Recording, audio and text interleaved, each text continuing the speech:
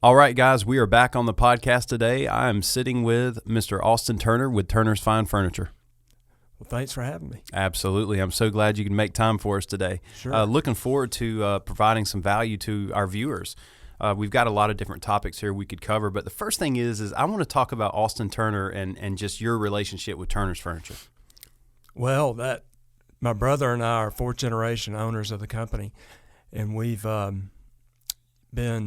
I've been back in the business for right at 25 years, and it's been great. We've got a great company. We've got great people.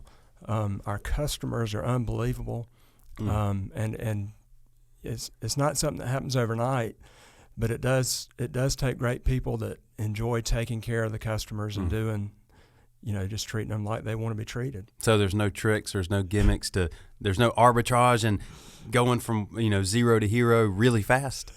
No, I like to say it's not complicated, but it's not easy. Executing every day and doing what we need to do is the hard part, where the rubber meets the road. But we've got great people, and they do it every day. Absolutely. So how many locations does Turner's have now? We've got 11 locations. Our newest location we opened last year in Warner Robins, and that's been very well received up there. That's a great community, just like all the other South Georgia and Tallahassee communities are awesome also. Absolutely. So when you were a kid, how many locations did you guys have? Well, our history, when I was, I guess, in that 8-year-old range, we had. Why are you asking me questions? I have to. Okay. That's going too far back in my memory bank. I know. I'm going, man. Okay, let me think here. When I was around 8 years old, we had 4 locations. We were in Tifton, Valdosta, Pelham, and Bainbridge. And Pelham's where the company started. That's where my great-grandfather started in the hardware business, and eventually got into used furniture and then new furniture. And that's how the company got started. So now with 11 locations and growing. So That's right. What are some of the things that you've seen happen over the years that you would consider being a catalyst at you guys' success? There's a lot of things. The technology has really, helped advance our business. We do things today that are so much more efficient than what we did in the past. Just one example is on our delivery process. We use software that helps us route our deliveries, and with our new location, we're now running in the 120 to 140 deliveries a day, and our software can route those deliveries in less than an hour. So you've seen a lot of things change over the years. So you said you've been back in the business for 25 years. Is that what you said? So did you start out and then you went somewhere else and come back? I have to say kind of back because, Fortune and I both, we grew up, and our brother Scott, who is with us too. We grew up, when we were 8 or 10 years old, we're out there sweeping floors and doing things. And we were involved in some way. And when I say back, after college and that time frame, Gotcha. Being back in the business. Yeah, absolutely. So what's the reason for the growth? And how did that happen? How did you guys, what are some of the things that you had to kind of do and learn, in that process?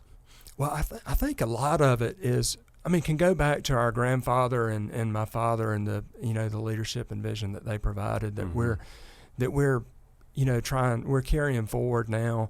And that, it's back to what you said earlier. It's not complicated. It's just, taking care of people, doing what's right, treating people fairly, all those things that it takes is, that's how you grow your business. People want to buy from somebody they can trust. And if you take care of them and do the right thing, they'll come back to see you again. Absolutely. What is your idea of just an incredible salesperson? We've had so many, and we've got so many right now. The The best people we have are the ones that, and you know people this way. You talk to them, and instantaneously you know that they're somebody you can trust, and they are, they have your interest in mind.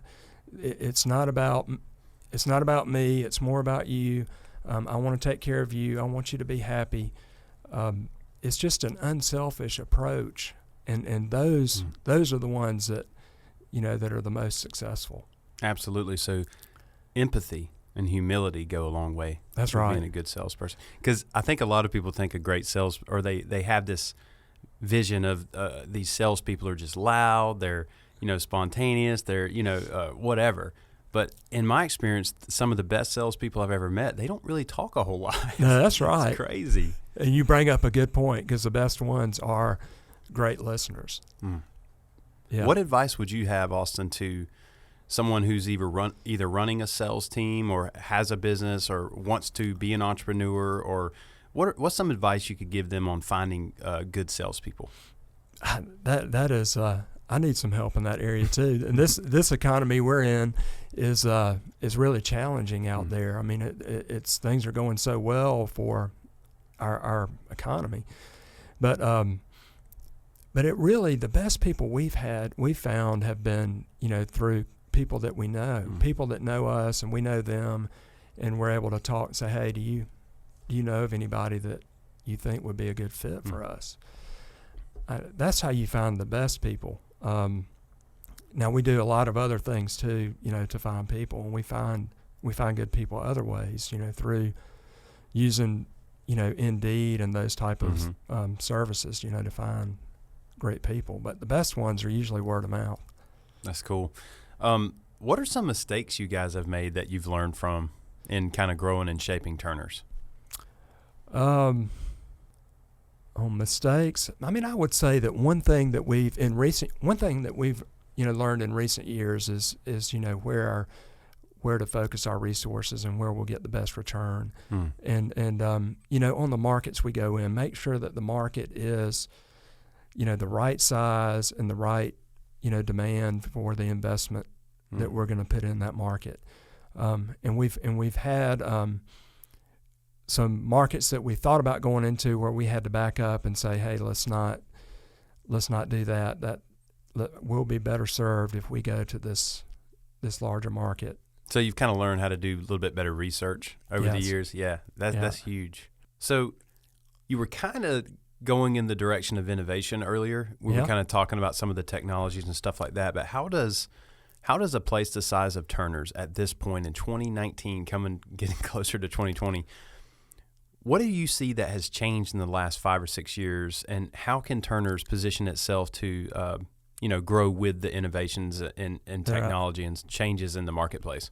Yeah, that's a great question, because it's so probably the biggest thing is just the whole internet, the digital, which is what we're doing right now, which is has been huge, and there's so many different ways you can approach that. And we've got some great people in our company. We do all of our, or the majority of what we do in-house, and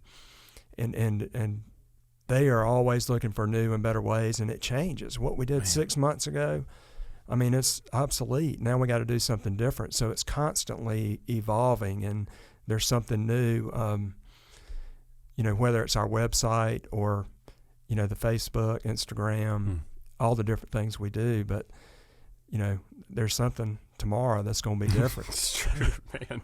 It's changing fast. Yeah. It really is. And I don't think a lot of people expected some of these social media platforms to explode quite like they did, because really and truthfully, and this better than most, it really is a game of attention. When you're out promoting and marketing your company to the communities it serves, you can do that in the store, you can do that with networking, boots on the ground.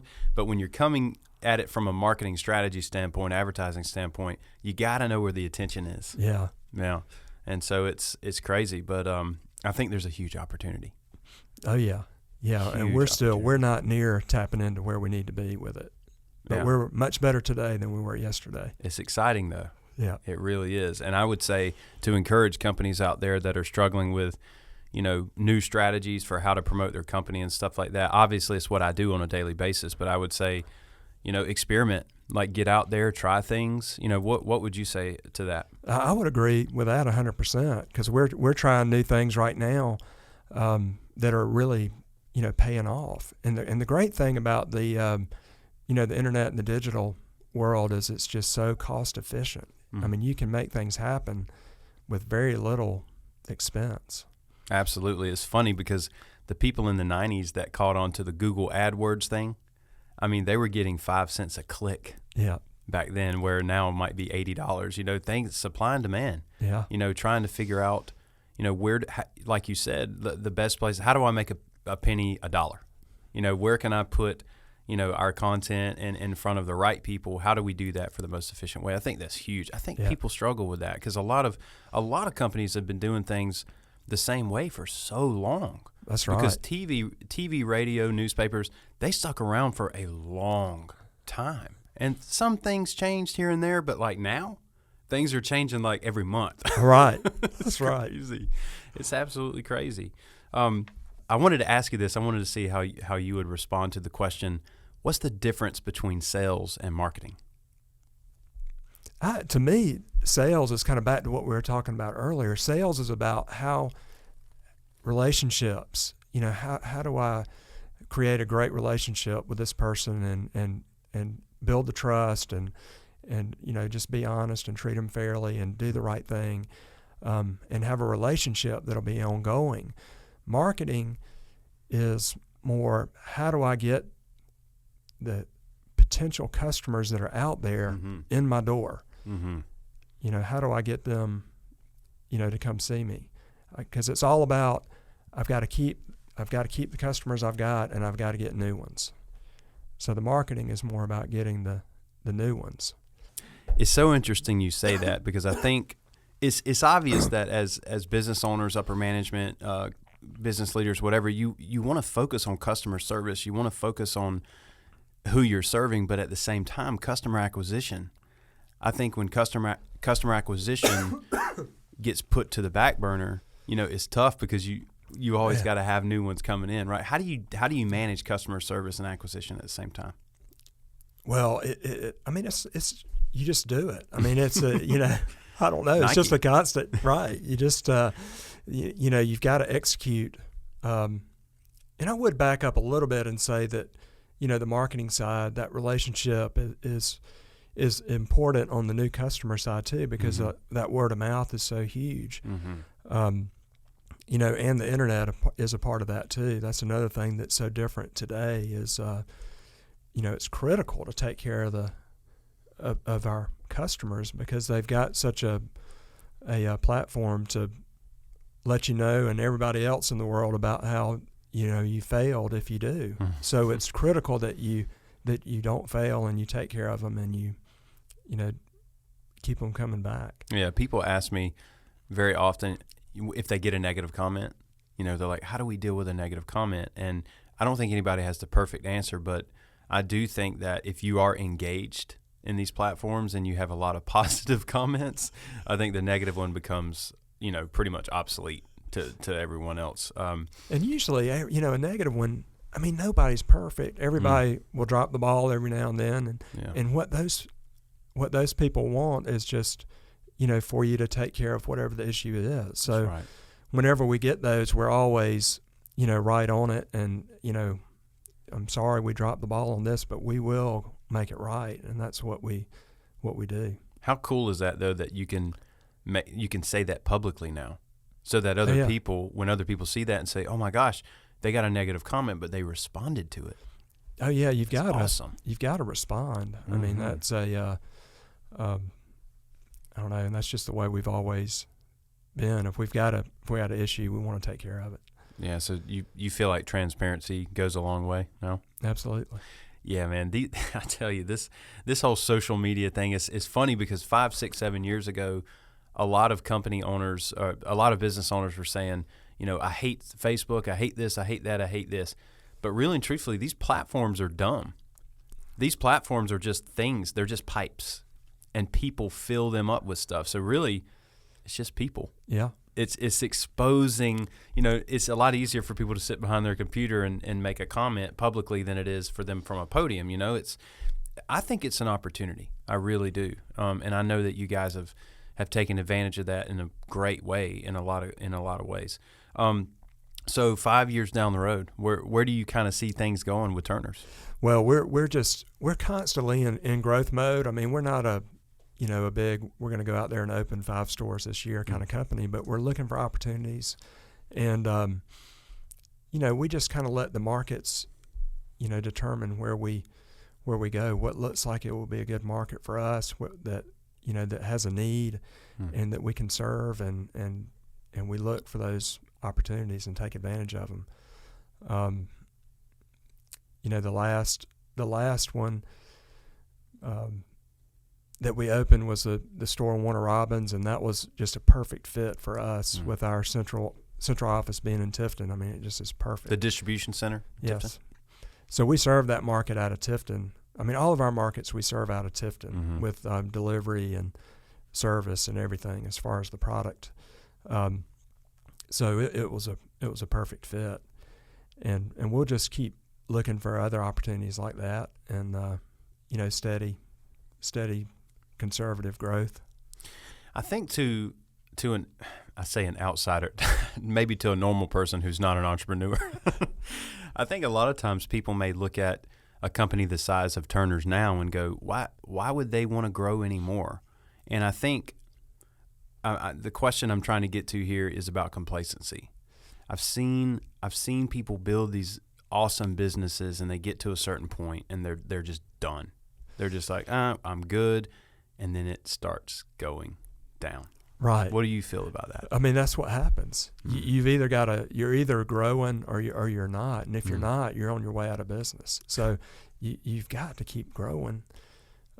It's the only way for your business to to be sustainable is growth.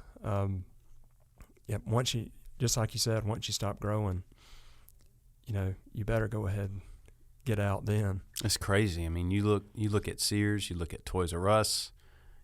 Remember BlackBerry phones? Where I haven't seen a BlackBerry in I don't know how long. Look at Yellow Pages. Yeah. I haven't seen a Yellow, in years and years and years. So it's not to put these people on blast. It's just to your point, and the affirmation of, I think a lot of times when companies get their bellies full and they get a little lazy, somebody's going to come up right behind you and kick your butt. That's right. You see it happen all the time. You're right. We certainly don't want that to happen to us. And I'm hoping to our viewers out there that are running companies. And that's another hard part about it is if you don't own a company but you're in upper management, you might have these ideas and you might see things kind of happening, but you can't really convince, the owners or shareholders to change. What would you say to that type of person? I would say just keep, voicing your ideas, because, I mean, our company is built on, the people that we have and their input and what they, ideas and things that they've come up with that have made our company better. You've got to be open to that. You've got, in our case, we've got so many, just smart, great people that that know what they're doing and have great ideas. I mean, I can't imagine not taking advantage of that.